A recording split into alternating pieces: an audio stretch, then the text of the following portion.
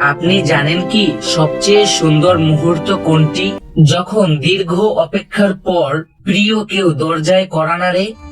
আর ঠিক তেমনি হচ্ছে পবিত্র মাহে রমজান। আমাদের হৃদয়ে এখন উৎসবের আমেজ, বাতাসে খুশির ঘ্রাণ। কেন এই আনন্দ জানেন? কারণ আমাদের রব আমাদের আরো একবার সুযোগ দিচ্ছেন নিজেকে বদলে ফেলার। আমাদের প্রিয় নবী মুহাম্মদ সাল্লাল্লাহু আলাইহি ওয়াসাল্লাম রমজান আসার 2 মাস আগে থেকেই দোয়া করতেন, হে আল্লাহ, আমাদের সকলকে আপনি রমজান পর্যন্ত পৌঁছে দিন।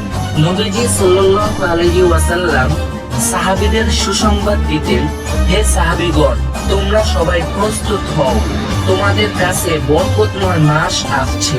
একবার ভাবুন তো, যেই মানুষটার জীবনে আগে পরে সকল গুনাহ মাফ, তিনি যদি রমজানের জন্য এত খুশি হতেন, তাহলে ভাবুন আমাদের আনন্দটা কেমন হওয়া উচিত।